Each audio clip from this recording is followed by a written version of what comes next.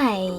In front of me is HUAWEI Nova 10 SE, and today I would like to show you how you can use one-handed mode on this device. Begin by opening Settings. In them you need to scroll down and choose Accessibility Features. Then click on one-handed mode and tap on this switcher next to it if it's not already on. Now you need to follow all of those instructions. As you can see, I have trackers navigation, so I need to swipe and follow all of those. Slide your finger across the bottom of the screen. So when I do that, as you can see, after tapping, got it. One-handed mode is on.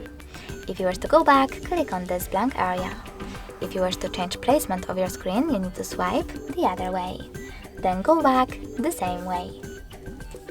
Now you can also disable one-handed mode completely by tapping on this No Blue switcher. Thanks so much for watching. If you enjoyed this video, leave a like, comment, and definitely subscribe. Bye!